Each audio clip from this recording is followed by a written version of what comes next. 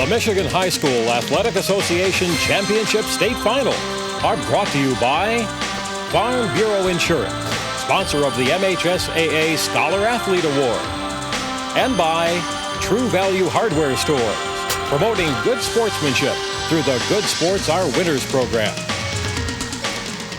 It's beautiful outside at the Palace of Auburn Hills, and it's beautiful inside at the Palace of Auburn Hills. Welcome back as we are halfway through our state championship coverage here on the MHSAA Championship Network. Rick Berkey up in the suite along with my guest analyst, Marshall Thomas, Saginaw High School coach. We're halfway down, still 2 state titles to go. The Class C game is up right now, Detroit St. Martin dePorres against Ishpeming. Earlier today, in case you missed it, in Class B, Saginaw Buena Vista defeated Calvin Christian from Granville, 54-44. That was followed by the Class D game just completed, in which Muskegon West Michigan Christian defeated Sand Creek, 64-47. Now we're up for the Class C matchup, dePorres and Ishpeming. Difference is certainly in the miles that they traveled to get here. dePorres, of course, not too far from Detroit. Ishpeming in the long road down from the Upper Peninsula. But both teams, Marshall, had hard-fought semifinal victories last night at Chrysler Arena. Both teams did. Detroit dePorres had a hard-fought victory over Pownal, Westphalia. And Ishpeming had a hard, tough game against Williamston. No disrespect intended, but probably this game here, size-wise and on paper, is a mismatch in dePorres' favor, but we'll have to see what happens. With both teams having hard-fought wins last night, is it more likely to come up with one team maybe coming up a little bit flat, or in this case, tired? I don't think so. Once a team gets this far, I think that emotion can even carry them. I would look for a hard-fought battle again today. Well, why don't we go down to the floor and take a look at the specifics of how these two teams will match up, and calling the action again, Ray Lane and Greg Kelser. Okay, Rick, thank you very much. And guys, hope you're having fun up there, and we're having fun down here for game number 2 for us. And I guess right now, Greg Kelser, when you talk about it, they were talking about maybe a mismatch, but we do have an unbeaten string going with this Ishpeming team. And by the way, to all you folks up in the UP, good afternoon to you. But let's talk about these two clubs right now. Well, first of all, for Ishpeming, you can never underestimate an undefeated team. They've won, and obviously they've had close games. They've seen practically everything, and they've defeated everything. Now, one player that we'll highlight for Ishpeming is Ed Rachal. Not because this is a one-man team, but because his play is so very important, but he has teammates that are very capable of getting the job done well. But his play will be very important. He's the coach's son, their leading scorer, rebounds the basketball, and does a good job of dishing off. And in the semifinals, definitely on fire when he had 30 points yesterday. Okay, that takes care briefly of the UP team for just a moment. Let's talk about dePorres right now. Well, dePorres is going after their 4th state championship. This is a very, very soundly coached team. They do a good job of controlling the basketball. They rebound the basketball, and they have superior height. And playing in the Detroit area, you know that they play against tough competition. That is why a lot of people think that on paper this game is a mismatch. Now, their number 1 go-to guy is Brian Tolbert. He's a guy who's able to score the baskets, score baskets in transition, score in half-court setups, and he's also a good rebounder. He's the leader of their team, but make no mistake about it, this is not a one-man team either. All right, Greg, let's take a look right now at some of the action from yesterday. First of all, we'll start with that great victory by Ishpeming and a young man by the name of Ed Rachal, who had those 30 points. He's got quickness, and he's got all kinds of shots. Well, he's a player that dePorres has to be aware of. When he has the basketball, they may even want to send a man at him. We said before, though, you can't focus too much on him because he'll find the open man and he'll make baskets easy for them. Gadomski making that one underneath when they found the open man. There's the victory celebration as they do it. Meanwhile, it was Martin dePorres doing a job here with outside shooting, and that was Brian Tolbert, the fellow you were talking about. David Moore, also number 24, not a bad shooter. No question at all. Now, Tolbert, as we said, their leading scorer, but not a selfish player. He, like Racine, makes his teammates better. And I think the team that is able to control the tempo will perhaps win this game. Ball control for dePorres, running up, scoring 83 points a game, a fast-paced tempo is Ishpeming. It should be an interesting contrast of styles. All right, you saw the celebration there, but you also have a fellow by the name of Hughes, number 50, who knows how to block his shot. I think we're going to have a good ball game here once again, right? Hey, let's go. I'm ready. All right, we're going to have the opening tip-off and the starting lineups right after these brief but important words. Welcome back to our home away from home up in the Palace, and we're certainly enjoying it. We're glad that you made us a part of your Saturday afternoon across the great state of Michigan, and you're enjoying some great high school basketball as well. We're just moments away from the start of the Class C state title, St. Martin, dePorres, and Ishpeming. And with the introduction of the starting lineups, let's go down to public address announcer Eric O. for Seth. And now, let's meet the starting lineup for today's game between the Hematites of Ishpeming and the Eagles of Detroit, St. Martin, dePorres. Starting for Ishpeming at forward, 6'1" senior, 25, Paul Moon.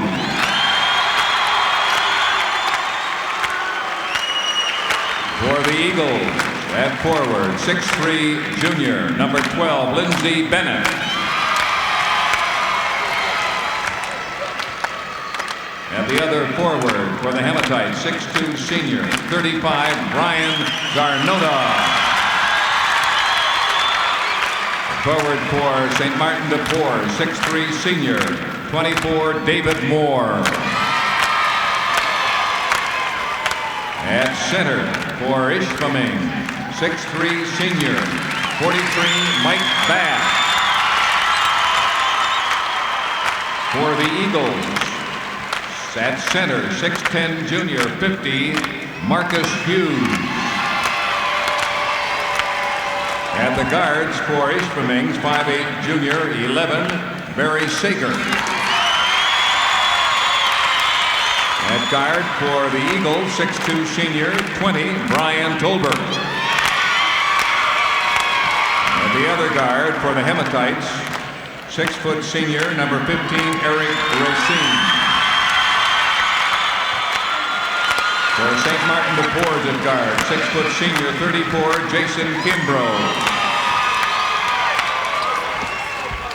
Head coach of the Hematites, Gerald Racine. Head coach for the Eagles, Ed Rachal.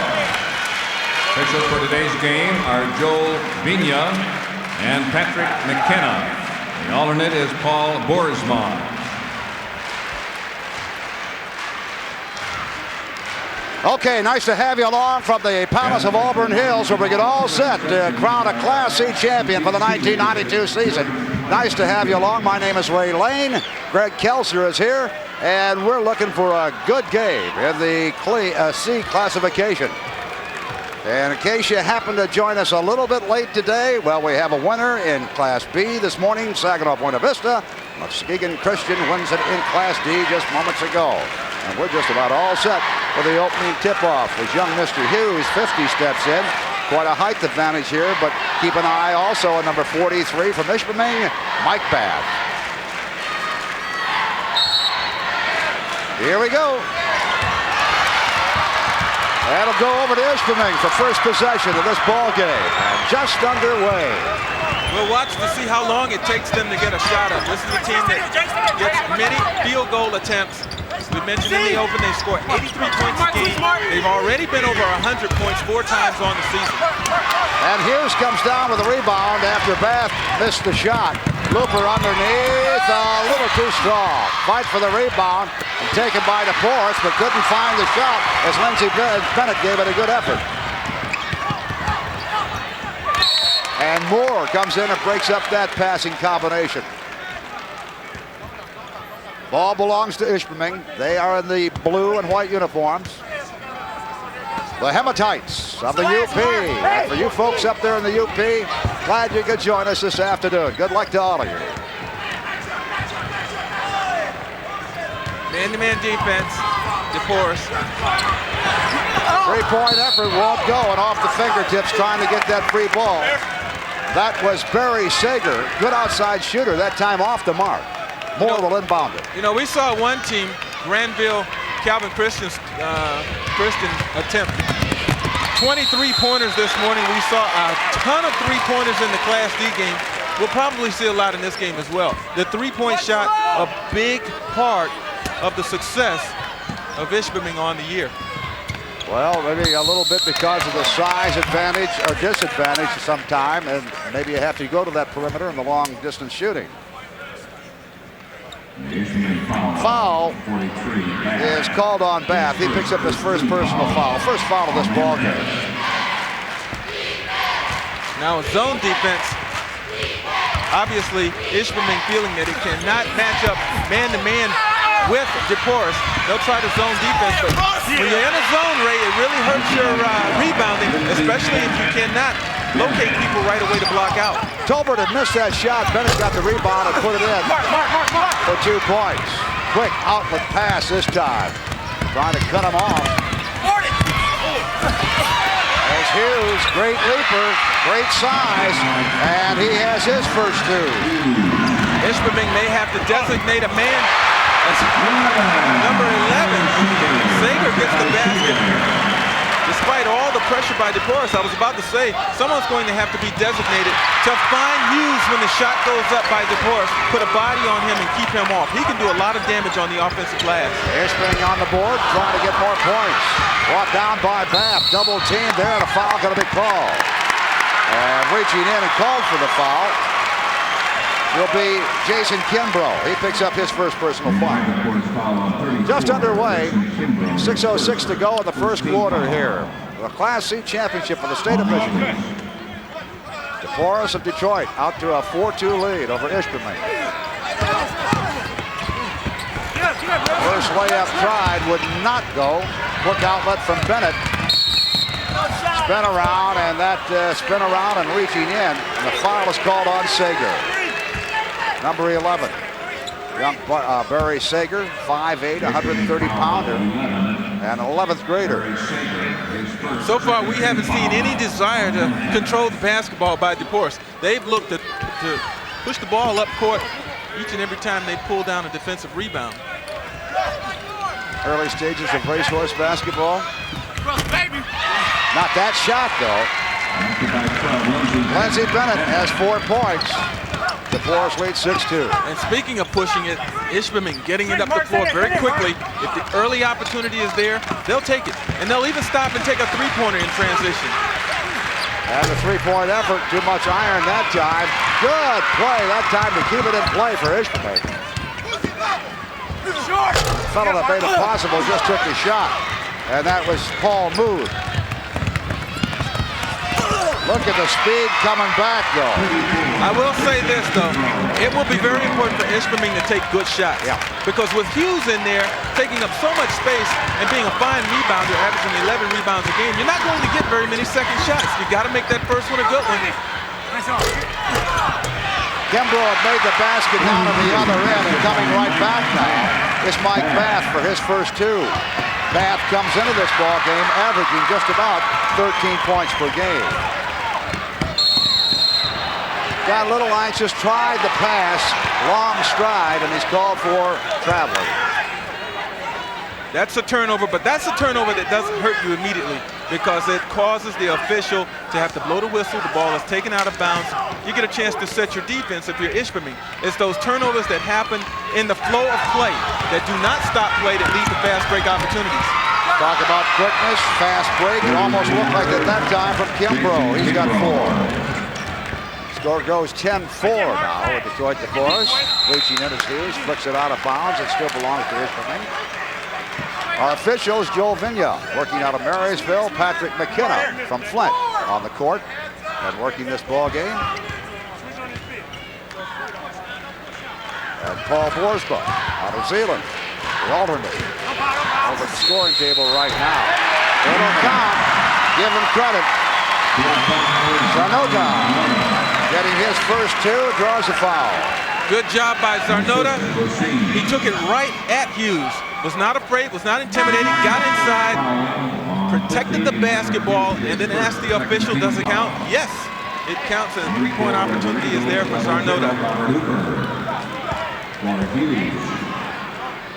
So Hughes picks up the personal foul. And Brian Zarnota, the senior at 6'2", 165-pounder.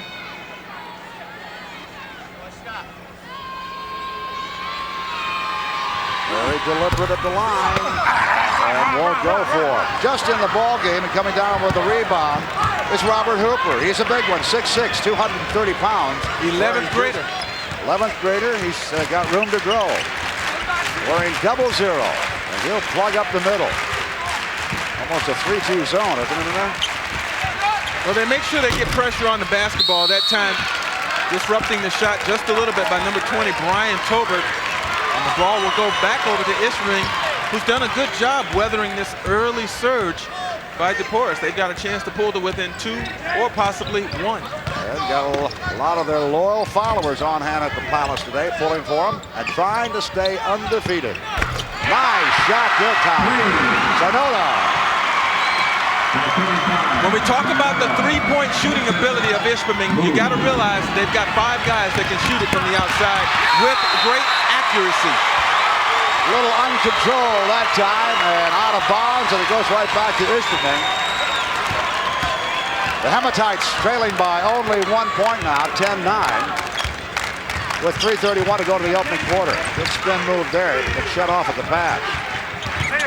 Good ball movement. Zarnoda's shot will not go. Can't get his own rebound.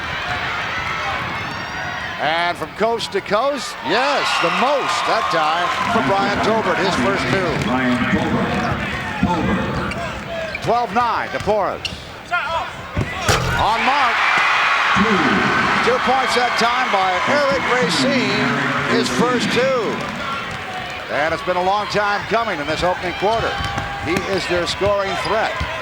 Well, they've got to really feel good about the fact that they're only 1 point down, and it took almost the entire first quarter for Racine to get in the scoring column. You know he's going to score as the game goes on. Moore, baseline drive, puts it up, yes. David Moore with his first 2. The senior, 6'3", 170-pounder. Wow, how about that basket? Quite a shot there from Mike Babb. And that's a difficult shot. First of all, he's got a full head of steam, has to stop on a dime, avoid the defender, gets nothing but the bottom, gets fouled, gets the 3-point opportunity. Tremendous job. Here, watch it. Pull up, keep his concentration despite the hack across the elbow.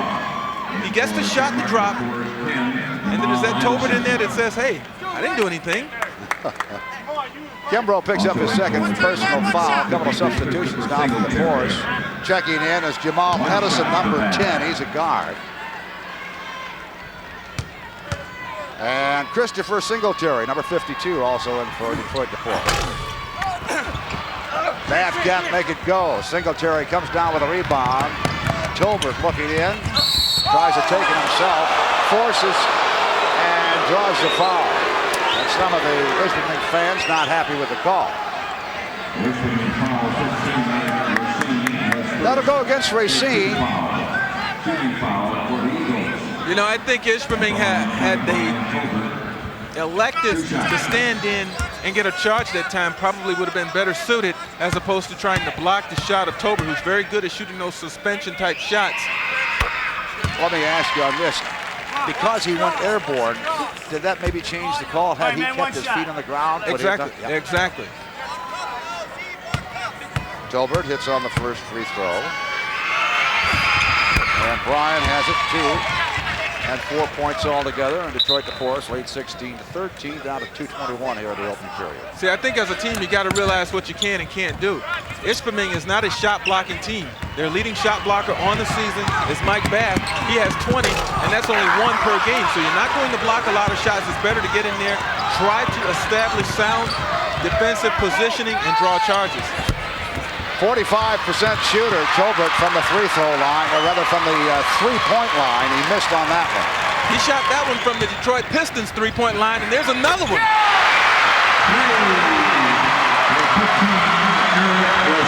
Eric Racine warming up just a little bit and ties up the ball game with 1:54 to go in the opening quarter, 16 apiece. Tolbert drives, lays it up, yes. 20, Brian Tolbert. Tolbert with 28 points in the semifinals yesterday for himself, leading the win to a 63-54 triumph to earn the trip to the finals. 5 seconds called, no advance. So that's one of the few turnovers we've seen so far that's been right on the court and ball handling. Good game so far. It looks like it's going to be high scoring. So far, the tempo, you would think, favors Ishpeming. Up tempo, fast, early opportunities. And dePorres is able to play that style as we've seen thus far in this first quarter. Offensive board and a foul called on Christopher Singletary on the back of a couple of the Ishpeming players. Well, he's got good size. Looks like if he keeps growing, he could be a tight end someplace. But if he shoots up a little bit, he may be a power forward. Yeah, I was about to say, he may be a tight end now. Oh, we know. A lot of these kids playing 2 and 3 sports. And as in the case of the team from Granville, Calvin Christian, a lot of them are on in the choir. Yeah, in the choir, we heard that announced. Here's Moore. Moore driving, changes hands, puts it up, won't go. Fight for the offensive board, but instead Ishpeming comes through with it. And then the bad pass and reverse layup, and Moore gets 2 that he really worked hard to get. Boy, the pace is fast.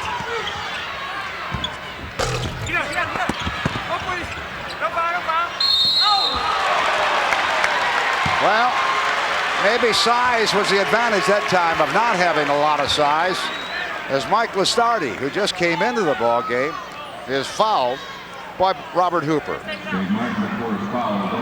And let's check that. Lastardi is 6 foot, 150 pounds. The guy that fouled him, Robert Hooper, 6'6", 230. Gave away 80 pounds there. Now I know when I say hammer time. One thing we also need to keep in mind is dePorres and their coach, Ed Rachal, usually plays 6 to 7 guys. This tempo, which has been very quick in this first quarter, could start to show signs of fatigue on dePorres' side, whereas Ishpeming, they'll play 10 players. They'll shuttle guys in and out to keep fresh bodies on the floor. Tolbert, easy layup that time, a little too much power on it, couldn't hang on to it, scramble for loose ball, and out of bounds. Good effort by both teams. Tell you what, you cannot complain about not giving 100%. Those kids really going after that, and the bad break off the leg that time of Edison, and it belongs to Ishpeming. Lasardi.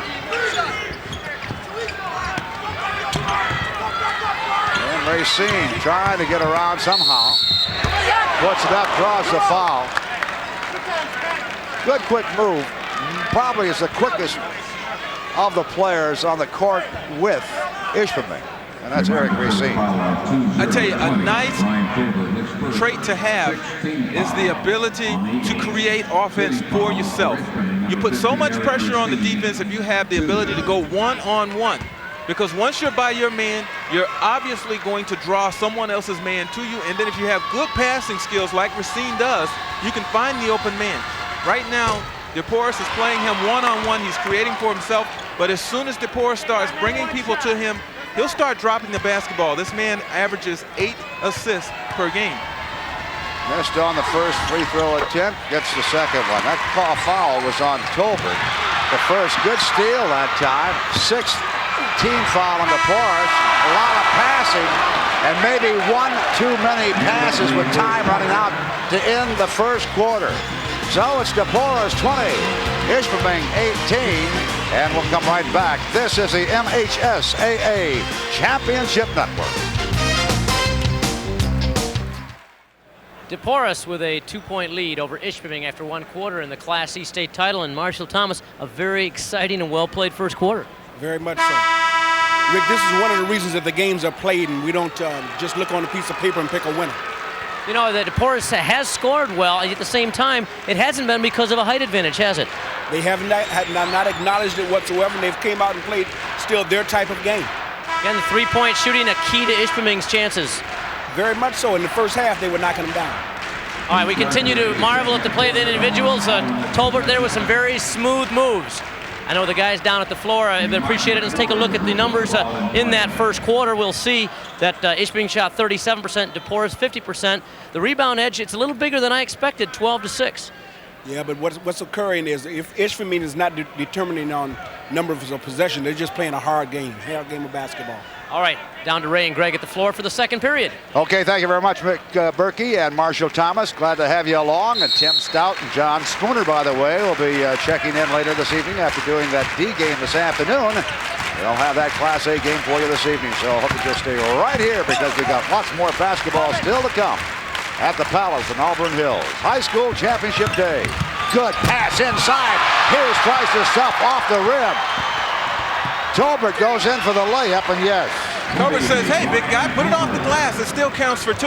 But actually, it was the bobble that caused Marcus to miss that dunk a moment ago. Moore coming down quickly.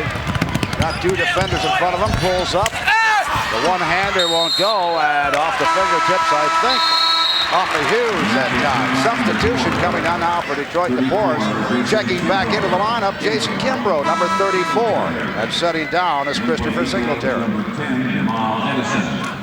So Jamal Edison, number 10, also checks in for Detroit dePorres.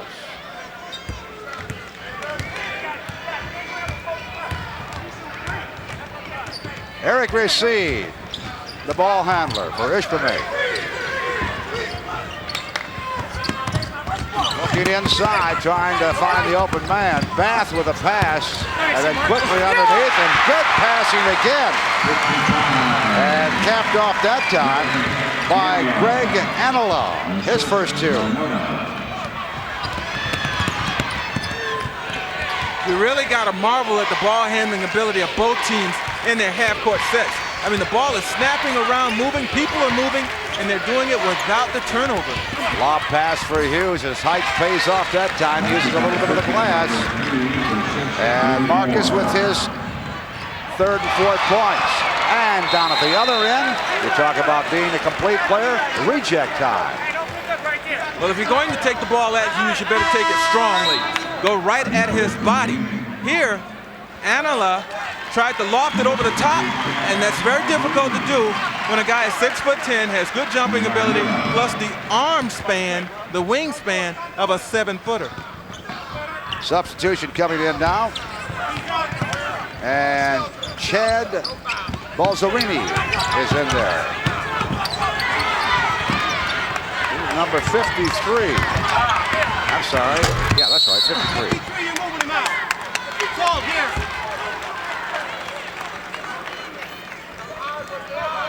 Well, he's got the... Balzarini is in there, and the place is Zarnota. He's got the Ishpeming eye cut into the back of his head there. I wonder where he got that from.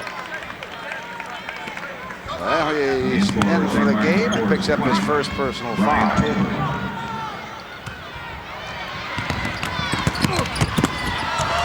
Beautiful. Oh, nice move that time by Moore.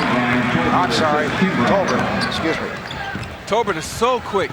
He really reminds you a lot of his brother, Tony Tolbert, the way he can slice inside, use either hand, hang in the air, and get easy opportunities. Bath trying to make the save, and the official says maybe a little bit of shoving right down by the inline there, and Jason Kimbrough is called for it. His 3rd personal foul. 17 fouls now on dePorres. And checking in here, 0-0. Robert Hooper back in for dePorres. dePorres with the blue and golds as far as their uniform and their school colors. An enrollment of 425 going up against the Roy and White. Ishpeming with an enrollment of 340. It's Class C time and for the championship. Mike Bath at the line. You can see what his average is for the year and what he does in rebounding department. 12.2.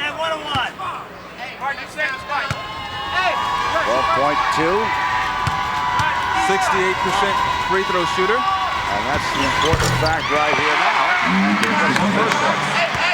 So let's see if he can make it 2 for 2. And let's go upstairs.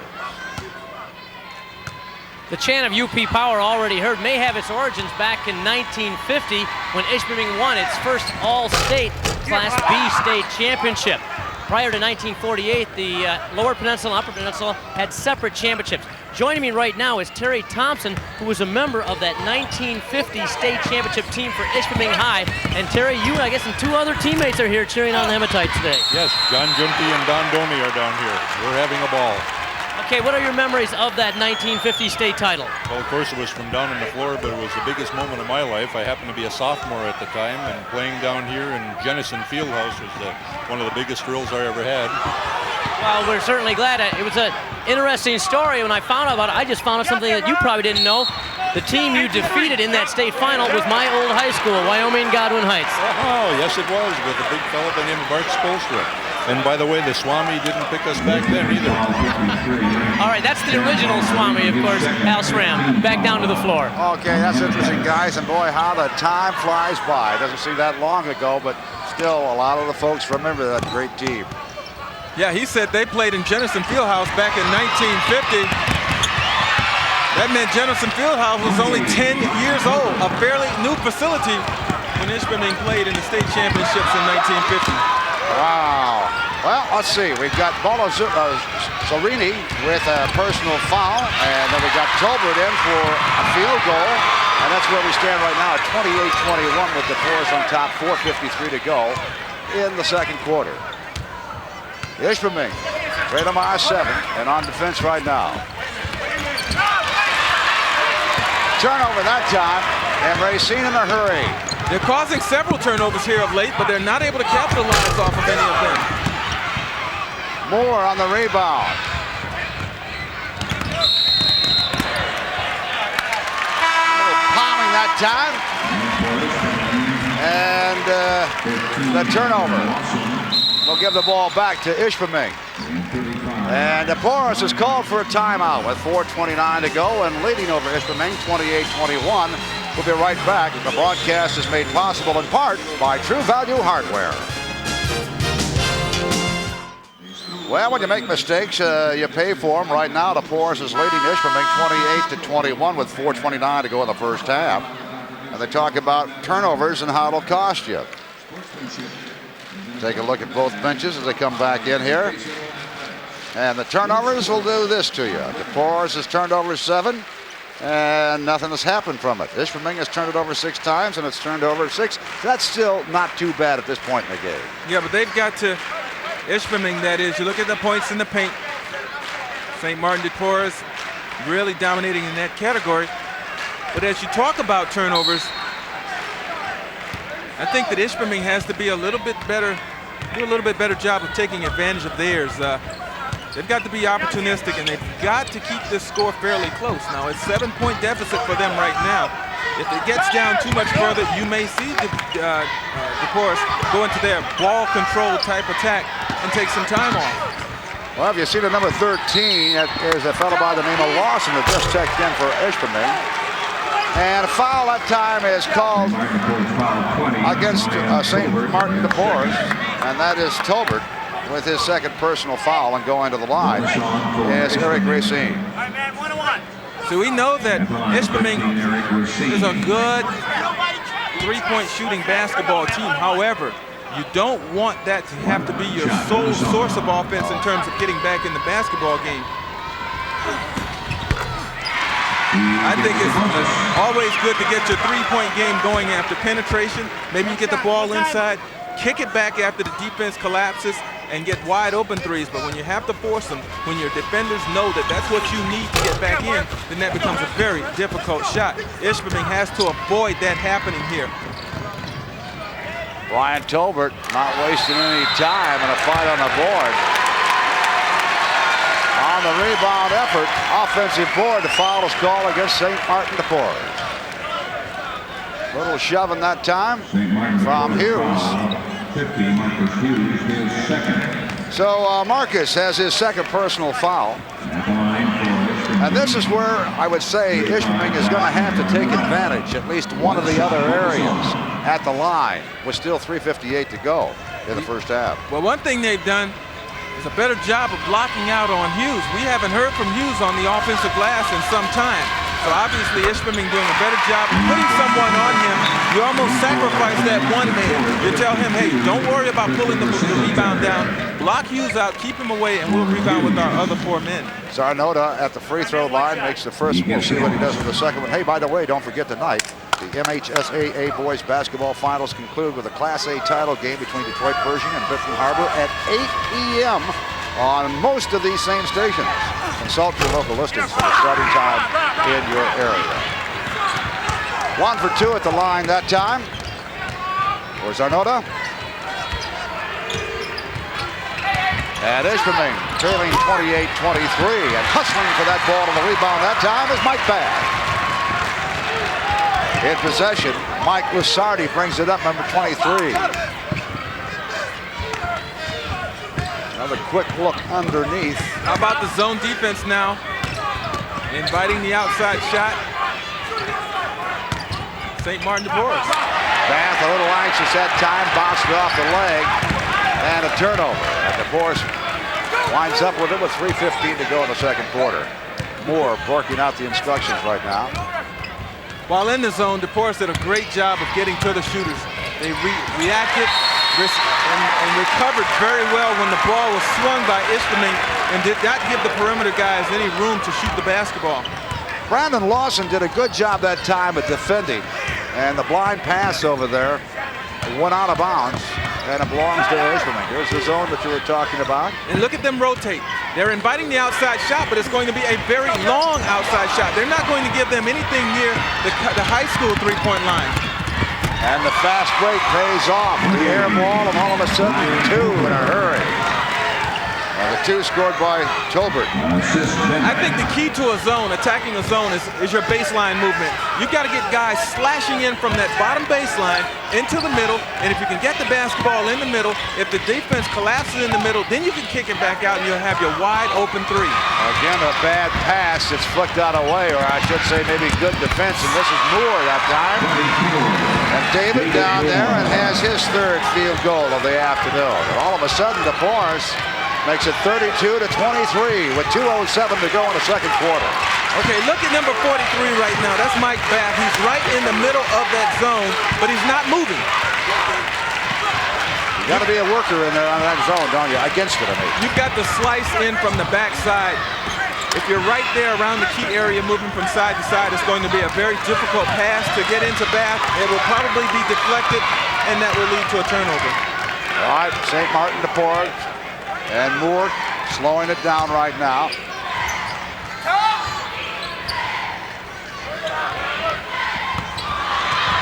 Off the fingertips and out of bounds. Good hustle. Right at our table here, folks. Glad I didn't open up the can. Are you okay, son? Good hustle that time. And Christopher Singletary has hurt himself just a little bit. He hit the table pretty hard, hit our monitors. I'd say not giving it 100%. He is in there and going to go to the bench now and trying to get a little rest. And Ray Lane is now wearing his soda. Yes, yes, not too bad. Mine was a fruit-flavored job. Well, the call gets a little reaction. Get some on you? I'm okay. There's the long shot. Again, because of the zone defense right now being applied by dePorres, any long shot that is being taken by Ishpeming is an NBA-type long shot. It's an NBA three-pointer. They're doing a good job of rotating over to the shooters and forcing the offense of Ishpeming a little farther out than they really want to be. All right, Mike Bath at the line now, trying to see if he can't increase that point total right now for Ishpeming. That stands at 23. And off the mark a little bit.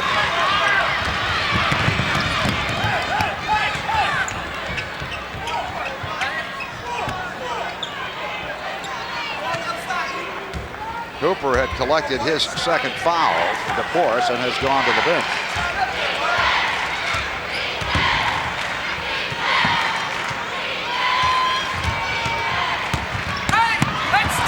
And Moore driving, can't do it. And a Great effort by the young man who just came in, Manuel Casey, going to the offensive boards and gets his first two. Manuel Casey, the senior, 6'4", 165-pounder. And dePorres goes up now 34-23. A lot of contact in there. No call. Now, a lot of times players are guilty of anticipating a whistle. There was contact in there, but with no whistle, Casey continued to play, played right through the contact, and got the offensive rebound, whereas Ishpeming's players all stopped and hesitated momentarily. Coaches oftentimes say, play until you hear the whistle. Started down with a rebound. He still has that ball, loading up from three-point land. It won't go. As Ed Rachal shooting that one out by the NBA line, as you mentioned. Down to 27 seconds in the first half. And Moore will slow it down to Tolbert.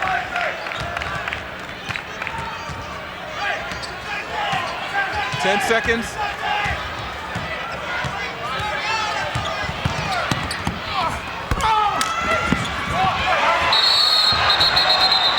Walking.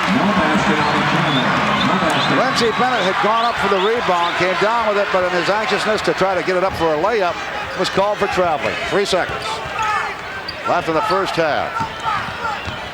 Throw it long. Good pass. Nice down catch. The pass. Oh! He is hammered. They got what they wanted. Can you believe that? You never. No, I can't. No, you don't foul a guy if he's shooting a fadeaway three-pointer falling out of bounds. You get a hand up, but first of all, tremendous catch sideline over there by Bath, and then he is just wiped out, clobbered by the defense that time. As I was saying before, you get the hand up. It's already a difficult shot because he's falling and fading and trying to beat the shot clock, or beat the game clock, that is. Hey, if he can make that shot, so be it.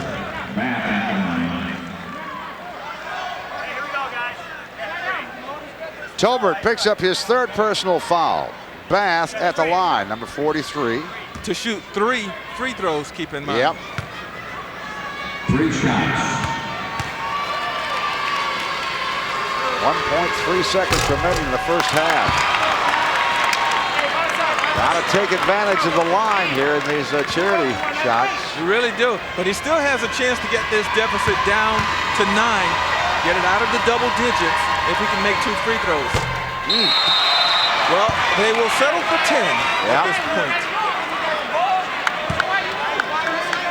They're going to say a lane violation. And give him 2 more still. 2 more. You get a sore arm this way, couldn't you? Well, he's going to get a chance to shoot 4 free throws here.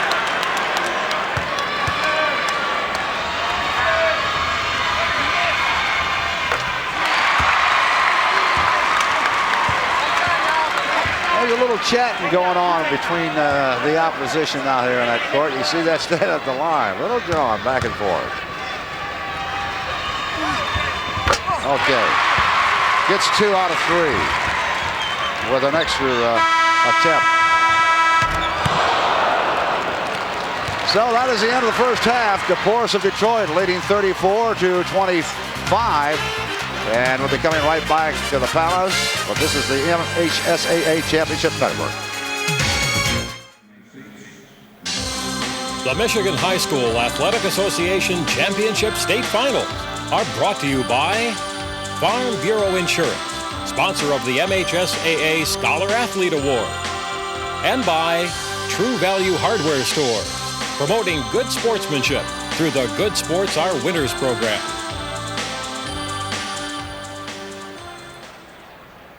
And welcome back to the Palace at halftime of the Class E State Championship game. A big quarter, a big second quarter for Detroit St. Martin dePorres as they put a little bit of a pad between themselves and the Ishpeming Hematites. Still anybody's game, still at a 9-point difference, but you have to know that St. Martin dePorres holding Ishpeming to just 6 points in that second quarter shows some serious D. Shows some very serious D. They're forcing Ishpeming to work awful hard for their points. Now, Ishpeming seems up to the task in the sense that they're not falling for a trap and just shooting quick shots. They're seemingly working for good shots. But most of their shots now or attempt at points are coming from the outside. Boy, I tell you, we mentioned Mr. Tolbert along with David Moore for St. Martin dePorres, and we may have seen better players or as good of players in the past, but I don't know if I've ever seen two smoother players with the basketball, exceptionally smooth. You'd have to go a long ways back probably in order to find two players any smoother than what they are. Their backcourt tandem probably is as good as anyone's in the state. Well, again, it's still a 9-point verdict, 34-25 in favor of Detroit St. Martin dePorres. We'll be right back. This broadcast is made possible in part by our good friends at True Value Hardware. Detroit St. Martin dePorres halfway home to a Class C state title, but the Hematites from the Upper Peninsula haven't given up just yet. Michigan continues to enjoy a tradition of excellence in girls basketball as well, a tradition underscored by the performances and the excitement of the 1991 MHSAA Finals back in December at Battle Creek. The Kellogg Arena in Battle Creek was the site of the 1991 girls basketball finals. The Class D game matched the Vikings of Potterville and the Fowler Eagles. Early on, Fowler's Kristen Novak hits a three-pointer as the Eagles jump out on top.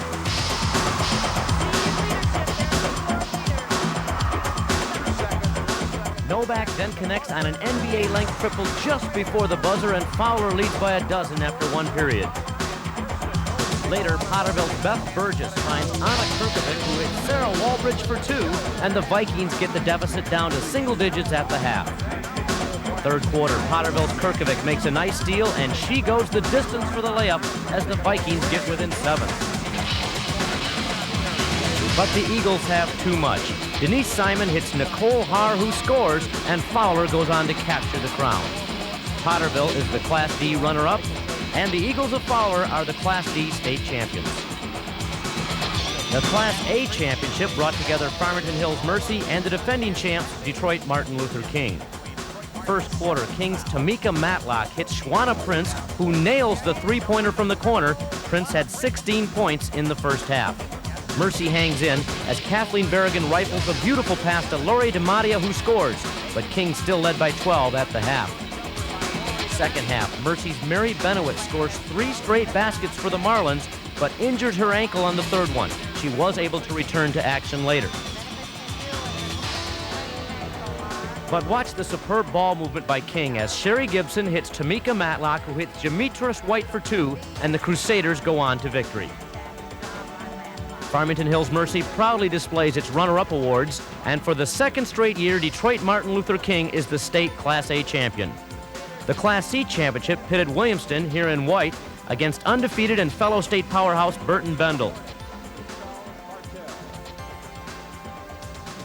In a tight first quarter, Bendel's Heather Bateman makes the steal and fine baseball pass to Kristen Grant for the layup.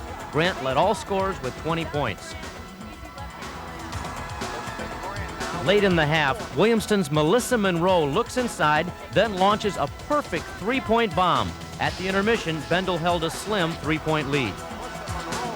In the third quarter, it's Williamston's Jamie Swain to Heather Jenkins to Maria Logan for 2. Logan, an exchange student from Spain, scored 16 points. Bendel's Grant then dishes to Heather Bateman, and the score was tied at 42 apiece. Then Bendel pulls away. Kristen Grant with a nice skip pass to Jessica Powers, who knocks down the jumper. Bendel would go on to its first ever state title. Williamston is the runner-up in Class C, and the 1991 Class C state champ, the Tigers of Bendel High. The Class B final saw Huron High from New Boston, here in red, face Flint Powers Catholic Central. Late in the first quarter, Huron's Janet Hughes gets a pass from Jennifer Pinter and nails the three-pointer, and the Chiefs led by 3 after one quarter. But Powers responds. Sarah Williard with a fine cross-court pass to Jill Dolphin, who flips it in for 2. Then Tiffany Green hits Williard, who goes for 3. Bingo! Powers took a 10-point lead into the locker room. Huron battles back. Janet Hughes with a fine pass to Elisa Wechter for 2. But Powers' Lisa Negri with 15 points led all scorers and led the Chargers to victory. Huron High gets a well-deserved runner-up trophy, And Flint Powers captures the Class B championship, concluding an exciting day of action at the Kellogg Arena. That was back in Battle Creek. We are, of course, at the Palace of Auburn Hills. The girls' finals in December, the boys' finals here in March, all part of the MHSAA excitement. We're right back. St. Martin dePorres leads at halftime of the Class C state title. This broadcast is made possible in part by Farm Bureau Insurance. At the half of the Class C state title, you see St. Martin dePorres with a 9-point lead over the Ishpeming Hematites. Both coaches have had their final say in the locker room, not only for today, but for their season. Marshall Thomas, let's take advantage of your coaching expertise and try to get inside the minds of both coaches right now. If I were Ishpeming coach, probably perhaps right now, they may be a little bit down, being down by 9 points, but trying to build up that confidence again, letting them know that they're far from out of this here basketball game. On the opposite end, with dePorres, their coach has to remind them that this game is not over with, that they're playing a very scrappy Ishpeming team, and in order for them to win this game, they've got to keep their heads in this game. Again, from the Ishpeming standpoint, is the tendency for young players or young athletes to try to get back too quickly to forget that there's a whole half to be played? I think that Ishpeming is a more well-coached team than that. Normally, that might be the instance, but I think that their season dictates that they won't be trying to do that too soon. All right, let's go down to the floor, Ray and Greg, with their analysis of that first half. Okay, thank you, fellas. I'm just wondering if you win many games, though, shooting 28.6% and not getting a lot of rebounds. Well, I think Ishpeming has to be very happy, only being down by 9 points when you consider that factor, the fact that they're getting pummeled on the glass, 25-9, and they also the fact that their leading scorer, Eric Racine, is only 2 of 11. You got to feel that he's going to shoot the ball a little better. Talk about Eric being able to shoot, but then shut down. Is this what happens? Are there rules for this game? You shut down the best shooter and you say, hey, you can win yourself a ball game with your defense? Well, not necessarily, because right now, if you look at Ishpeming, they're getting good play. Bath is having a nice half. Zarnota's having a good half. This team, I don't think they've been in this position too often, being down at halftime. You look at the leading scorers for dePorres, nice balance, Tolbert with the big 14 points, but then Moore, and then 4 guys with 4 points. That's balanced. That means that there's more than just one guy taking all the shots, but the penetration has been a big key for them by Tolbert. So Tolbert's been able to do it penetrating down around the baseline, also driving, and that team has not played bad defense either. I still want to bring up, I think they play pretty good defense. They play pretty good defense, but I would not be so apt if I'm dePorres to think that Ishpeming is going to give up. With the 3-point shooting, they're capable of getting back in it very quickly. All right, we played one half. We're getting all set for the third quarter. St. Martin dePorres 34, Ishpeming Hematites 25. Don't go away. We'll be right back. Well, we're glad to have you along. Gregory Kelser is here. I'm Ray Lane, and we're at the Palace, and this is the Class C Championship for the title. And you can see right now as we start the third quarter, St. Martin dePorres out of Detroit leading 34-25. Ishpeming is going to have to get things going here. First few minutes of this third quarter, very key for Ishpeming. I think they've got to set a positive tone. They've got to work to get the ball inside. And I'm going to look for my senior leader, Racine, to make some decisions for me.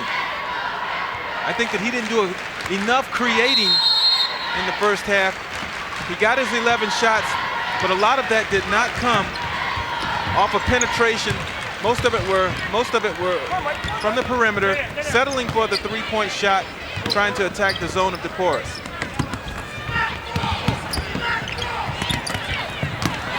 Nice play by Hughes, reaching in and sort of flicking that pass away, intended for Bath. And a quick turnover in favor of Martin dePorres.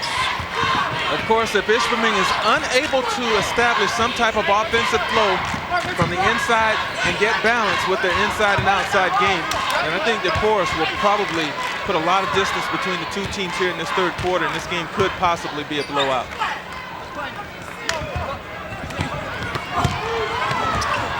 Pass a little too tough for Hughes to hang on to, and they turn it right back over to Ishpeming.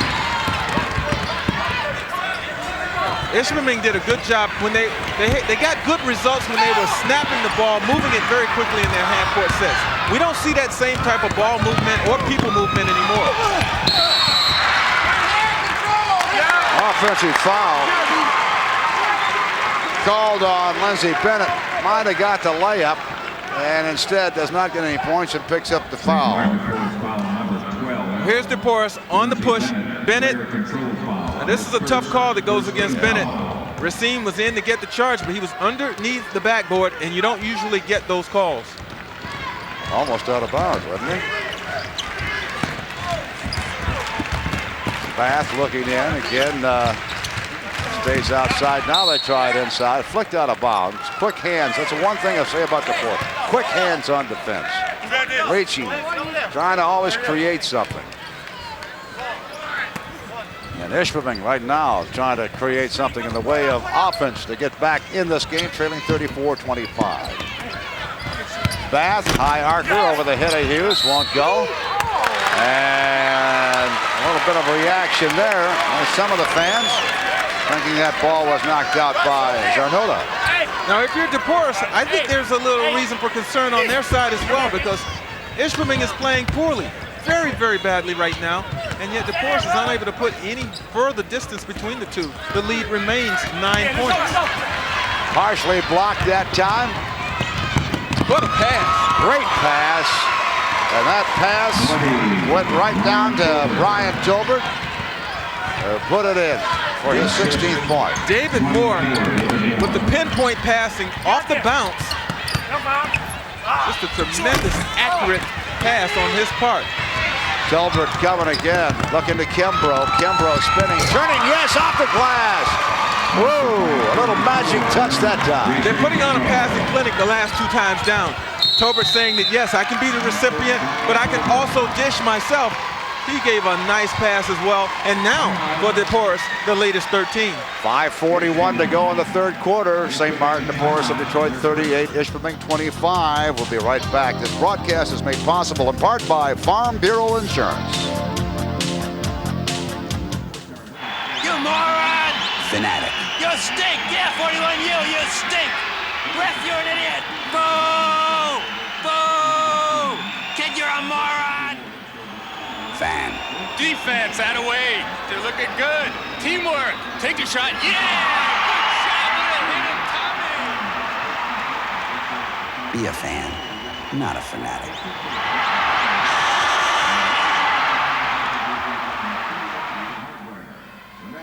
I'll take the special. I'll take the special. I'll take the special. And you should too. The monthly specials at True Value hardware stores, like Tough Flare AstroTurf doormats for just $5.99 each. They have a slip-resistant backing and are easy to clean too. In March, they're just $5.99 each while supplies last. They're just one of the terrific specials at True Value, the neighborhood hardware stores with national buying power. I'll take the special. Hey, videotapes of the title games of the 1992 MHSAA Boys Basketball Finals are available on videotape for purchase for your enjoyment at home. Each game will be available in VHS format at a cost of $32.95. That includes all the taxes and handling charges. You can get the tapes by writing and dropping a line to Media to You. From Media to You, 2405 East Mount Hope, Lansing, Michigan 48910. Check should be made payable to From Media to You. Allow 2 to 4 weeks for delivery. Again, the cost $32.95. I think the cost went up while you were reading that. $5 it went up. Well, I know they were waiting for us to get through that, to get play started again here.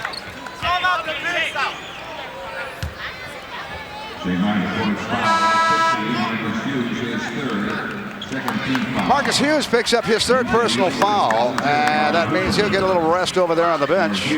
But no relief for Ishpeming because that brings 0-0 with the adult body already. Robert Hooper back in the game, 6'6", 230. 230, and don't get in my way, you'll be dirty. Yeah, all right. Okay. A little walking that time. Tried the head fake and the body fake. It wouldn't work for Lindsey Bennett. He's called for traveling. Substitution now for Ishpeming. And back into the lineup now as Brandon Lawson got into the first half of the second quarter. And sitting down is Barry Sager. In the paint, the size, quickness, and it's paid off. 32 for dePorres, 8 only for the Hematites. Hey, Rob. Right now they're trying to force the basketball inside. You look at the second chance points again. Anything having to do with inside, big time favoring dePorres right now. Ishpeming guilty of trying to force the basketball inside without the movement necessary to successfully get it inside. Call for traveling, trying to make the save more, leading his partner, Tolbert, just a little too much. Defensively, you really can't argue with the job that Ishpeming's doing. They average giving up 50 points a game. They're pretty much on course to do that today, but offensively, I don't think they ever anticipated this type of struggle. Scramble and wound up as an easy layup for Brandon Lawson. I don't think so either. I agree with you. And then you wonder, having not been in this position, they're 26-0, and they've won many of their games by 30 or more points. I doubt that they've trailed at halftime in any game this season.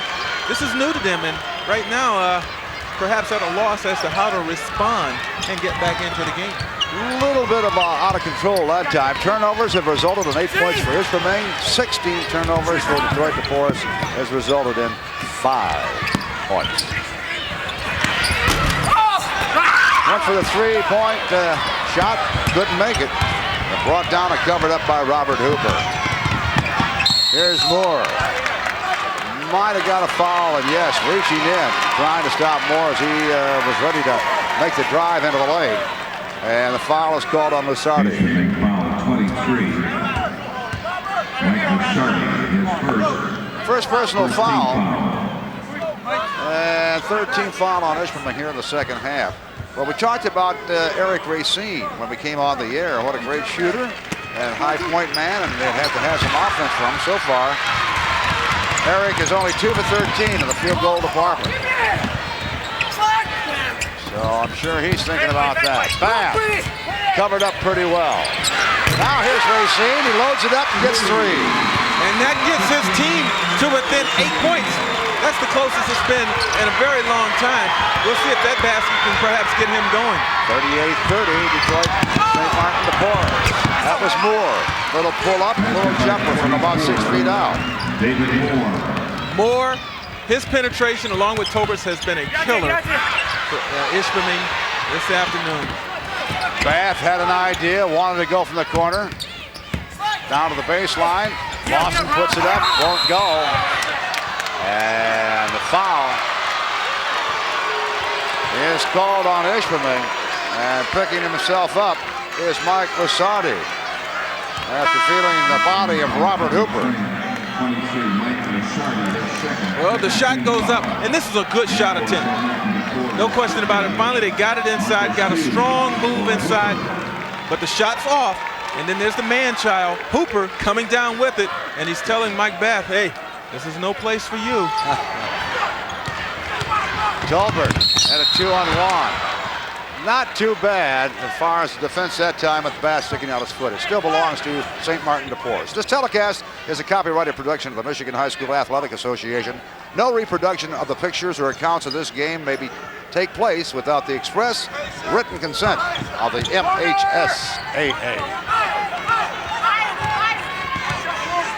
40-30, 10 points separating dePorres and Ishpeming. St. Martin dePorres on top right now with 3:10 to go in the third quarter. Kimbrough wants to drive, puts it up, in and out. Hughes on the rebound and puts it back in. Marcus Hughes on the tip.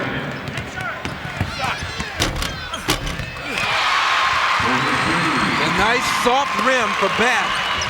And back to within 10. It's Ishpeming really pressing, trying to turn up the pace. But I tell you, doing a very good job against this pressure, not being rattled, not being forced into crazy, wild shots. dePorres right now.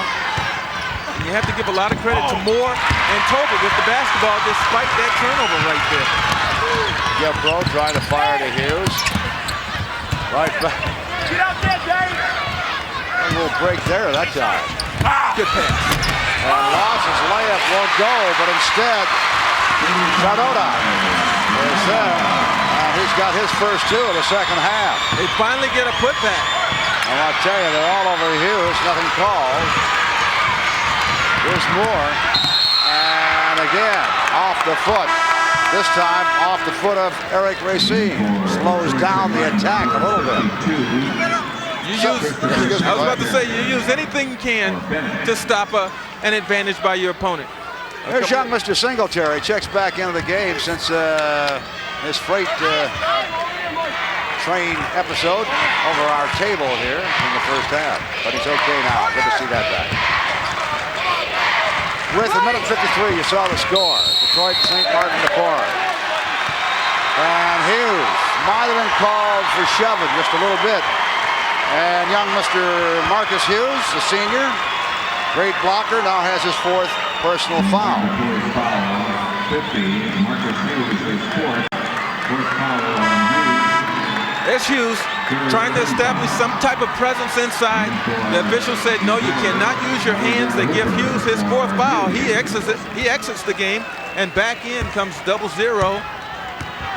That's Hooper, Robert Hooper.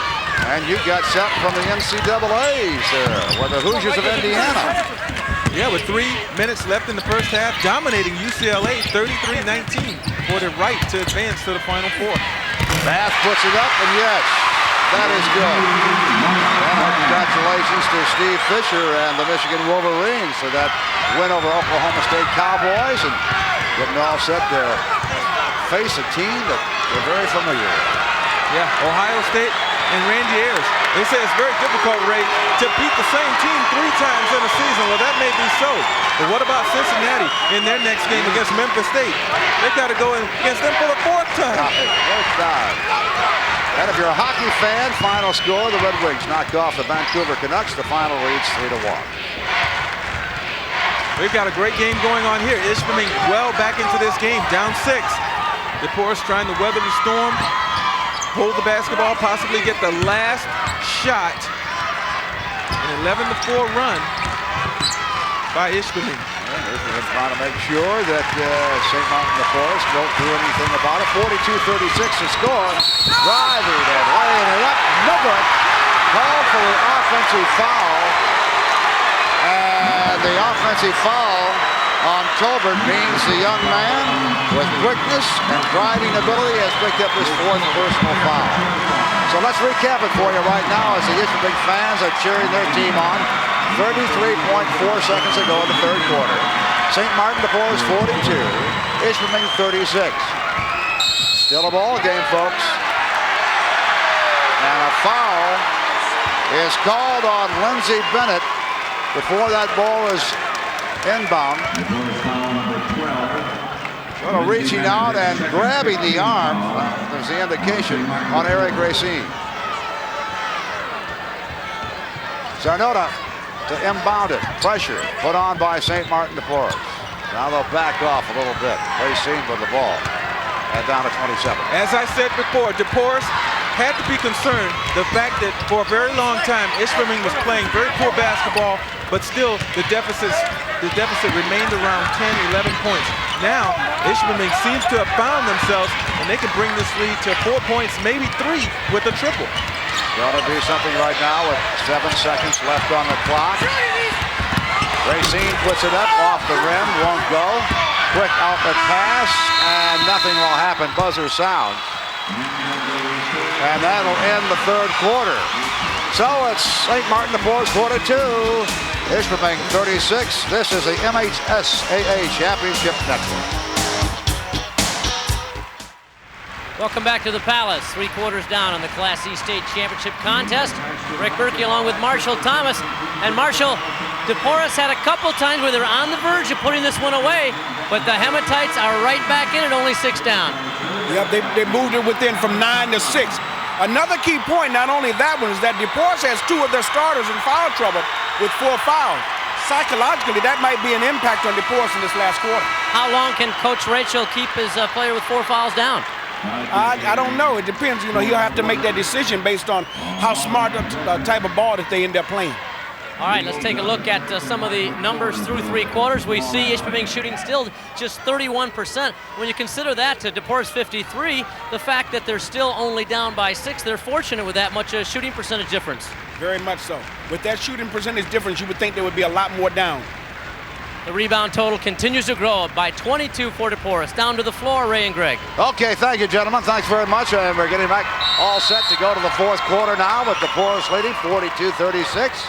It's been a good ball game, Greg Kelser. And it looks like dePorres will make a decision, forcing Ishpeming to come out of that zone and play man-to-man, which Ishpeming does right away.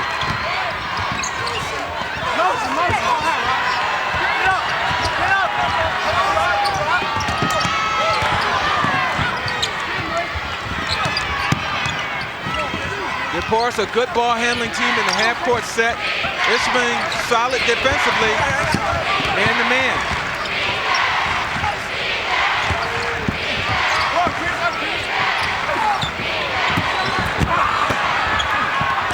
Moore going up and getting that one. Lindsey Bennett. Big play for Moore.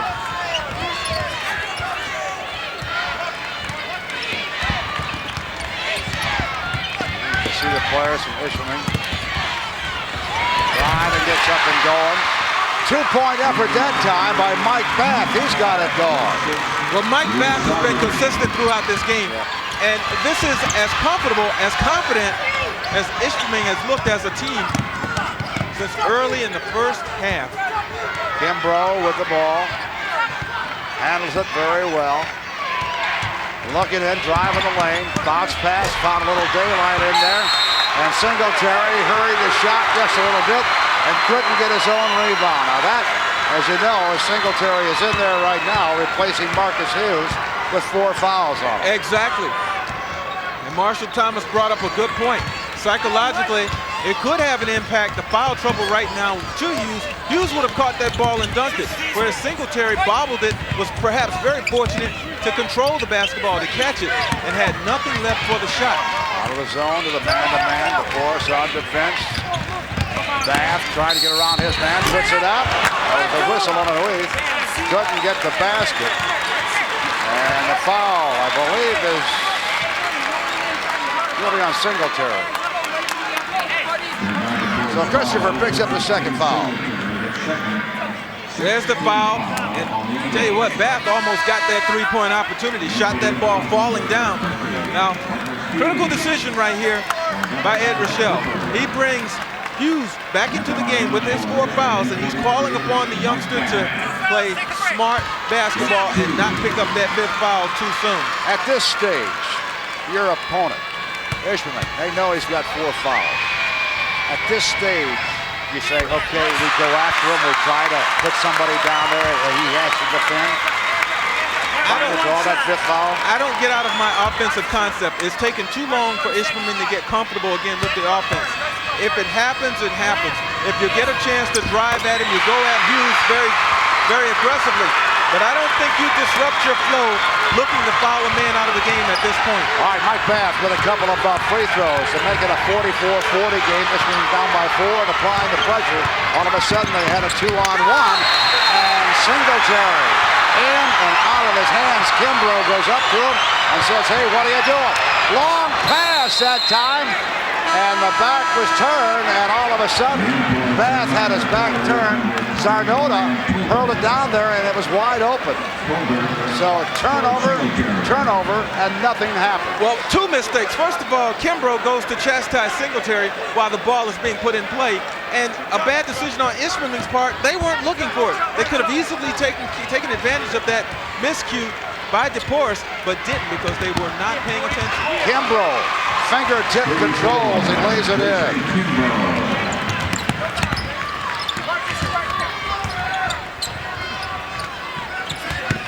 46-40. We've got 5:35 remaining.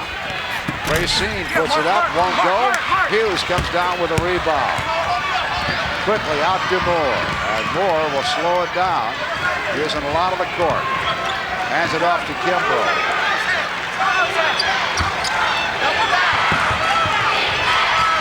Instructions coming off the Eagles bench. St. Martin dePorres. Spread it out a little bit, slow it down. This is Moore with the ball. When they spread it out and isolate, it puts a lot of pressure on the defenders, the one-on-one defenders for Ishpeming, because they just do not have the quickness nor foot speed to stay with guys like Moore and Tolbert and Kimbrough on the perimeter. Kimbrough, pretty play, split the defense, drove the lane, and laid it in for two. Quickly into Bath, underneath, and had it knocked away. dePorres really seems to have recollected themselves here, and are again starting to assert themselves and show their dominance. Look at the one-on-one move. Offensive foul called on Kimbrough as he dished off to Hughes. And that's what you have to have.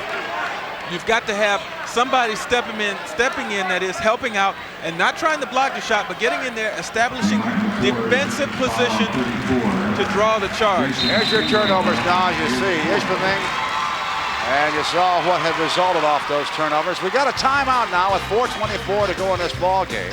dePorres leading 48-40 over Ishpeming. We'll be right back. This broadcast is made possible in part by True Value Hardware. Welcome back to the Palace. I'm here with Carl David. He's part of the famous David family from Gaylord St. Mary's High School. This family had six all-state basketball players, 3 boys, Carl here, Kurt and Kyle, and 3 girls, Cindy, Carrie, and Christine. And 4 of those 6 were 1,000-point scorers, including my partner right over here, the only family in MHSAA history to have 4 1,000-point scorers in the family. I'm sure a source of pride for the whole family, Carl. Yes, it was, Rick. It still is. And we have a very close family. And as you know, my mother's the athletic director, and my brother's the varsity boys basketball coach at Gaylord St. Mary's. So we're still close. We always back each other and support each other. So with your brother Kurt coach and your mom Geraldine, the AD, that means your brother is working for your mom. What's that like? Well, fortunately, they get along really well, so it's a good working relationship, I believe. Well, Gaylord's about as far north as you can go and stay in the Lower Peninsula. I guess that's appropriate, with Ishpeming being our most northernmost and only Upper Peninsula representative today. Back down to the floor. Hey, that's interesting, and here's a family didn't even have a backboard in the backyard. Or we better find out about that. I might be kidding you just a little bit. Okay, that free throw was attempted by Mike Bath. He missed on it. And a rebound came down to the St. Martin dePorres. 48-40, even 4 minutes to go now in the fourth quarter. You know, Ishpeming can afford right now, with only 2 team fouls here, to really pressure up aggressively, deny passing lanes, but being aware of the backdoor cut. If there is a backdoor cut or if there's penetration, they've got to step in and help out defensively to try and draw the charge. Once the shot is up, again, find Hughes, put a body on him, rebound, and get down, try to get some sound offensive opportunities. We've got a foul right here on the plate, but still, that's just their 3rd team foul of the half. Hematites bench over there right now from Ishpeming. Here's your story on dePorres as far as foul problems. Tolbert, Kimbrough, and Hughes, all with 4 each. This is Kimbrough with it. And coming back now is Moore. Total fouls, what do we got? 19 by dePorres, and Ishpeming with 9 in this ball game. dePorres in no hurry, and with their sound ball handlers, they do not worry about Ishpeming being able to steal the ball away, especially in one-on-one isolated situations out in the front court. So Racine picks up the foul, only his 2nd. I just want to turn that around a little bit when we're talking about fouls. Yesterday in the semifinals, dePorres went to the line 17 times, made it 17 times. 17 for 17 from the free throw line for the Eagles in their semifinals. You got to get up and play the passing lanes. Really deny and force dePorres to maybe try and cut back door. Right now, valuable time is clicking off the clock. We're down to 3 minutes now, and it's still an 8-point deficit for Ishpeming. Just pursuing that free throw line, Ishpeming today in this championship game, 9 for 19 at the line. And a foul is called on Brandon Lawson. Lawson picks up his first. 15th foul now, they say, on Ishpeming. They've got a timeout. We've got 2:52 to go in this Class C championship game with a score, dePorres 48, Ishpeming 40. We'll be right back. This broadcast is made possible in part by Farm Bureau Insurance. Tonight, the MHSAA Boys Basketball Finals conclude the Class A title game. And that means it's Detroit Pershing going up against Benton Harbor at 8 p.m. on many of these same stations. Consult your local listings for the starting time in your area. Well, we're glad that you could join us this afternoon for this Class C championship right now with 2:52 to go. dePorres leading 48-40. And the fast break point so far in this game, 16-0, dePorres. Which means that Ishpeming has had to work very hard for all 40 of their points. No easy baskets for them on the afternoon, and it's very difficult to win when you don't get some uncontested layups. Now, to take that even further, of dePorres' 48 points, 42 have come in the paint. And that figure has been aided significantly by that 16-0 fast break advantage we saw just a minute ago. Pass that time coming in out of the hands of Lindsey Bennett. They turn it back over to Ishpeming with 2:39 to go. Hematites down by 8 points. And they need dividends on every single possession now. Cannot afford to have a possession, a sequence where they do not get something. Field goal, free throw, they need something. Keep in mind, dePorres will take time off the clock each and every time down. They get nothing, and dePorres will pull it out and work the clock again. Good defense, driving the baseline, tried to pass out. There was nobody there except Eagle players to take it. From behind on a foul. Brandon Lawson picks up his second personal. That is now 7 fouls. Team fouls on Ishpeming and Moore at the line. On the Ishpeming bench, not a heck of a lot to cheer about right now. Concentration over at the St. Martin dePorres bench. And Moore on a one-on-one, front end of it. Won't go. Sarnota passed it back, and then the only way he was going to get anything out of it was to foul his man, and he did.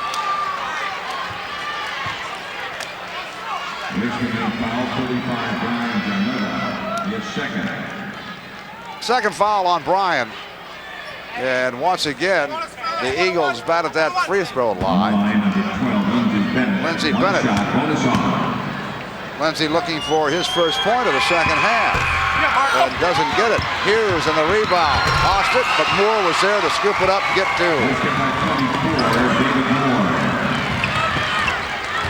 Got to get something up quick now. Preferably a three-pointer. Way short. Underneath, Sarnota was there to get the air ball and get it back in. Makes it 50-42. Ishpeming down by 2. And the foul called on Bath, reaching around and just grabbing a hold of Tolbert. Otherwise, there was a quick 2 right there, and there still may be 2 here, but it'd have to work a little harder. Well, what a tremendous advantage dePorres comes in with when they've got ball handlers like Tolbert, Kimbrough, Moore, especially in this situation when they're trying to take time off the clock. Keep in mind, these guys are also sound free throw shooters. So when Ishpeming commits the foul, they're going to the line, nailing free throws, and that certainly isn't helping Ishpeming's cause. Not a bit. 51-42. It can make it an even 10-point spread right now if Brian Tolbert hits on this one. He does. What a nice soft touch at that line, doesn't he? 52-42 with 1:30 to go in the fourth quarter in this ball game. And it looks as if Ishpeming's perfect season may be coming down to an end as they came into this game 26-0. And it's always tough. You talk about an undefeated regular season, but when you can't finish it, it's very disappointing initially. However, Ishpeming later on in the spring will probably realize, hey, we went 26-1, and how many teams can say that? Haven't done that in our history. By the way, this is the first 20-0 plus season in the history of Ishpeming. At the line, the free throw missed. Lindsey Bennett was caught for pushing off. He's called for the foul. And we'll go down to the other end now. All of that, which we just said, assuming that dePorres will hold on to this 10-point lead and win the game. However, by missing that free throw, there's always a chance for Ishpeming with the three-point opportunity. Right now, however, they're 4 possessions behind. They've had problems at the free throw line throughout this afternoon. But they can certainly use these right now by Mike Bass. Mike gets the first one. That gets them to within 3 possessions. 52-43. Again, 1:21 remaining in the fourth quarter. A lot of concentration right now for Mike Bass as he misses on the second effort. And a quick foul. And that one, Zarnota reaches in and commits the foul. Good idea by Zarnota. You've got to stretch this 121 out as long as you possibly can. Hope for missed free throws by dePorres, and then be ready to claim a rebound and get down and get a 3-point attempt up if you're Ishpeming. Well, a heck of a lot coming off the clock from the last time we told you. A minute and 19 left in there. Stranger things have happened and could happen here. There's Moore, David Moore at the line. A little too strong. Zarnota. And Moore touched it, came up underneath the glass on the backboard. It belongs to Ishpeming. Tried to do a little politicking there with the official, couldn't do it. Pass a little light. Great effort that time. He had nobody to go to, so before he went out of bounds, tried to put it in the basket. I got to tell you something. David Moore has impressed me. He is very smart, very aware of the game, makes sound decisions, and that was just a heady play right there, trying to shoot into his basket while falling out of bounds. And Eric Racine off the glass. Shot goes out of bounds, and it still belongs to Ishpeming. Just getting back to that, he knew there was no one on his end underneath his basket to get it, but he certainly didn't want to throw it blindly into the other side of the court and give Ishpeming a chance for an easy basket. That's just smart basketball. And I tell you, he's all over the place here. Moore. He just goes up and makes a block that time on Racine and knocked it out of bounds. Hematites still have it. Comes down to Bath in the corner. And the baseline, and Zarnota touched it last. So they turn it over to St. Martin dePorres with 52 seconds remaining. And they hammer Hughes over there at the sideline, and a foul is called on Lasardi. And that is his 4th personal. 50 seconds, 50.7 seconds remaining. dePorres up 52-43. Marcus Hughes going to the line. Hey, don't hold his back, man.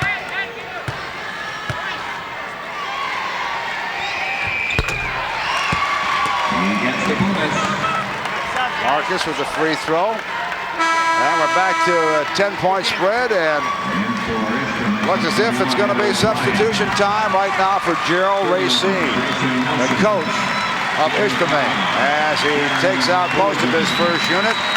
Mass substitution, and that tells St. Martin dePorres, yeah, that's it. So the losers bench, and really, as I said earlier, no losers. But as far as this game is concerned, Ishpeming says, okay, St. Martin dePorres, you have earned it. And when we think about that, you think of sportsmanship. And one of the teams participating in the 1992 MHSAA Boys Basketball Finals will be selected as a recipient of the Good Sports Our Winners Award. The most sportsmanlike team and its followers will be honored with a commemorative banner, a crystal trophy that is, a $1,000 donation from True Value Hardware Stores, which sponsors the MHSAA's year-round sportsmanship efforts. Well, our congratulations to both schools, both teams, to both coaches in the athletic departments. Still 50 seconds plus to go in this game. And dePorres with a 10-point lead of 53-43. And Greg Kelser, again, it's been fun working with you. Ray, our third consecutive year working here at the high school championships, and it's been a lot of fun. It's always nice to watch these youngsters realize the dream of being a champion.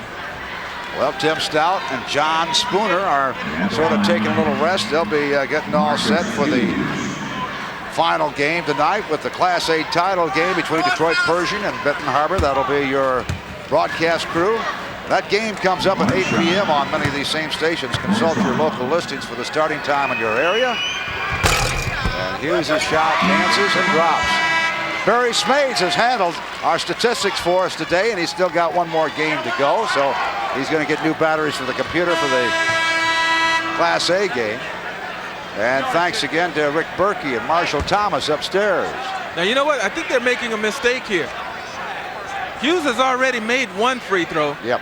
And they're thinking about giving him yet another, and now they correct the error and get Hughes was going to take it too. Yeah. He was going to willingly take that third free throw.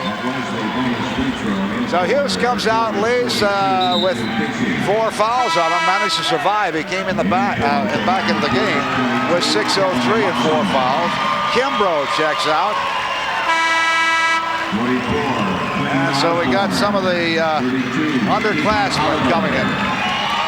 Singletary checks back in. Quinn Osborne checks into the lineup for the Eagles. Quinn Osborne, Keeper Oliver, and Kevin Watson. Jamal Edison, all in, getting a little piece of this championship for dePorres.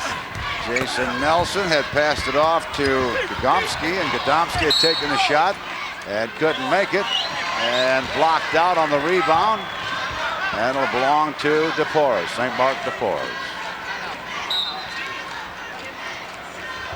Timeout is called with 37.5 seconds to go. dePorres leading 53-43, and been sort of impressive. The state champs, by the way. dePorres not new to having the trophy and the title, winning in 76, 85, and 86, and he could mark down 1992. One of the programs sponsored by the Michigan High School Athletic Association, which truly underscores the value of educational athletics, is the Scholar Athlete Award, sponsored by Farm Bureau Insurance. 23 young men and women will be honored today, and were so earlier, at the Palace here at Auburn Hills as the recipients of $1,000 college scholarships. Greg Frohock of Mount Clemens Lance Cruz is a recipient of this year's scholarship in boys basketball. By the way, students interested in applying for the Scholar Athlete Award for the 1992-93 season should contact their high school principal. So if you're thinking about it, you might want to mark that down first thing and do it on Monday.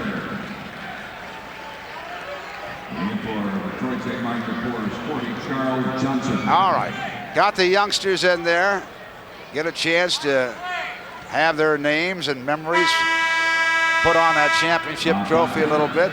Who knows what's going to happen down the road, but what a thrill it will be for these fellas, and even for the fellas on the other end that will be on the losing end of the score, a chance to be in the championship game. Something you don't forget. And 10 years down the road, instead of saying you played for 30 seconds, you say, oh, I was in there for 3.5 minutes. Played a tough game. I think, though, when you look back on this, it will be the inability of Ishpeming to get an inside game going, their inability to get some fast break baskets, and then, of course, defensively not being able to cut off the penetration of dePorres' guards, which led to so many points in the paint for dePorres. Knocked out of bounds and still belonging to dePorres with 31.5 seconds. I'm sorry, to Ishpeming. But now it's back to dePorres. Yeah, all of those things I just mentioned, big contributing factors to Ishpeming's only loss this season. And dePorres will go to 24-2 on the year with their losses this season to Divine Child and U of D Jesuit. But they have the state championship won for 1992.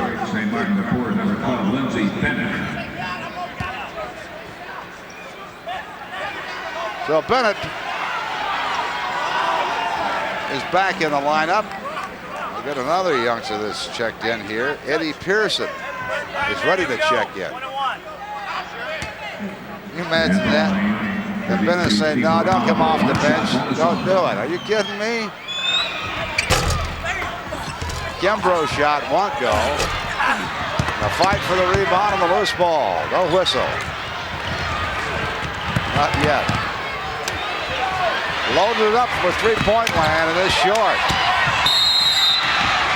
And a foul is called on Ishpeming's Chad Gadomski.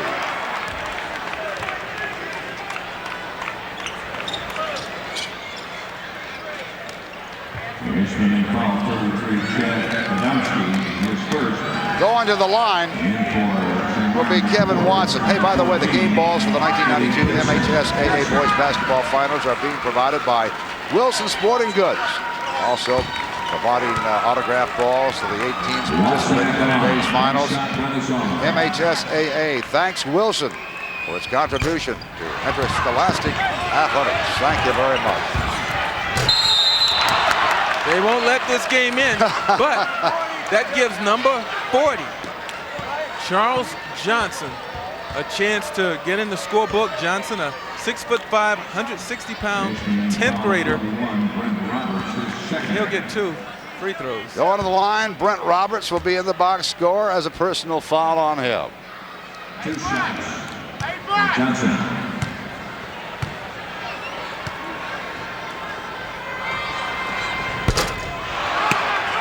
Still has another chance to put a point on the board. Put a point on it. Down to 1.4 seconds remaining in this ball game.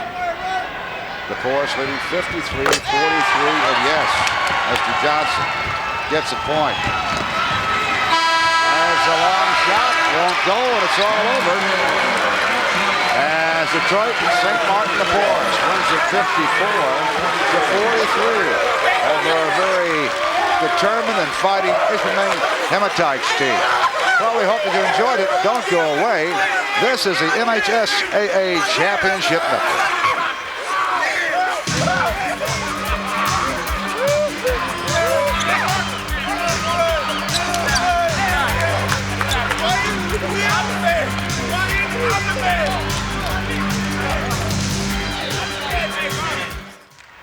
Detroit St. Martin dePorres joins Muskegon West Michigan Christian and Saginaw Buena Vista by winning state championships today here at the Palace. Still one more to go, but for the awards ceremony in the Class C affair, let's go down to public address announcer Eric O'Forseth.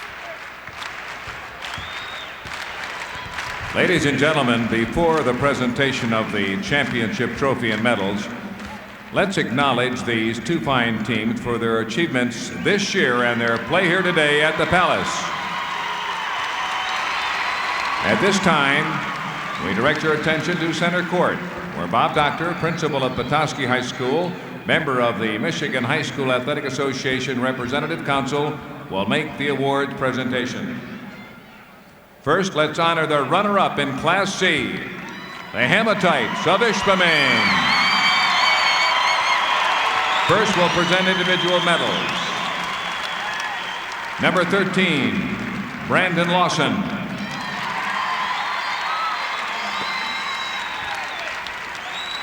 Number 21, Ed O'Brien.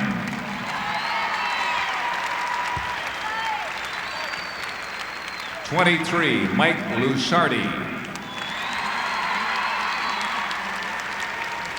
31, Jason Nelson.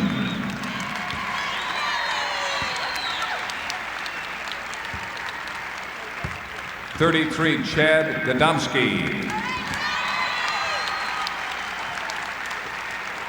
41, Brent Roberts.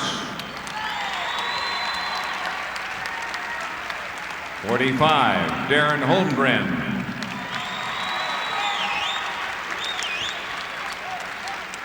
51, Bob Crusher. 53, Chad Balzarini. 55, Greg Analaw.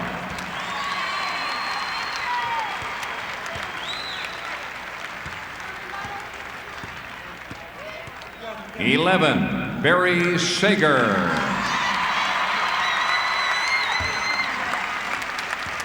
15, Eric Racine.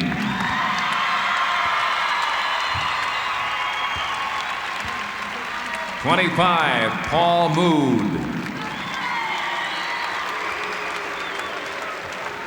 35, Brian Jarnota. And 43, Mike Bath.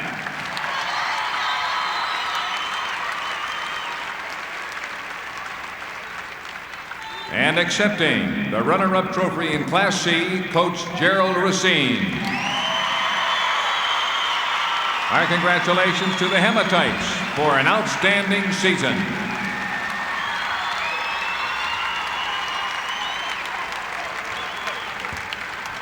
And now for the 1992 Michigan High School Athletic Association Class C champions, the Eagles of Detroit St. Martin dePorres.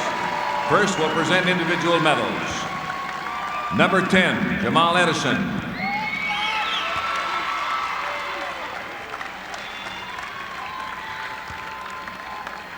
(14) Eddie Pearson.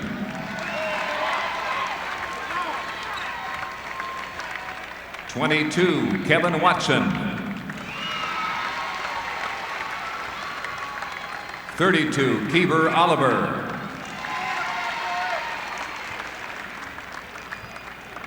40, Charles Johnson. 42, Manuel Casey. 44, Quinn Osborne. 52, Christopher Singletary.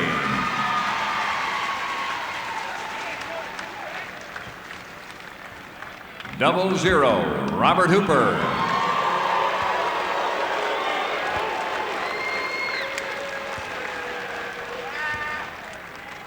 Number 12, Lindsey Bennett. 20, Brian Tolbert.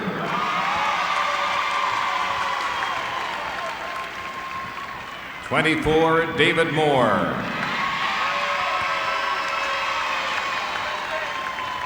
34, Jason Kimbrough. And number 50, Marcus Hughes.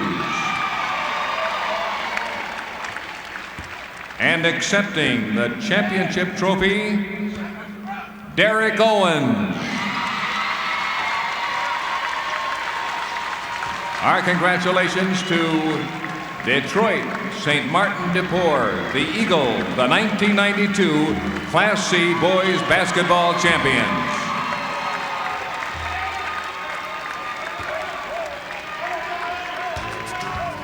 Classy move there by Ed Rachal, Detroit St. Martin dePorres coach. Because of health reasons, assistant coach Derek Owens had to take over much of the responsibility, and Coach Rachal has Derek Owens accept the trophy very appropriately. Nice move. Again, St. Martin dePorres wins the Class C title. We'll be right back. This broadcast is made possible in part by Farm Bureau Insurance.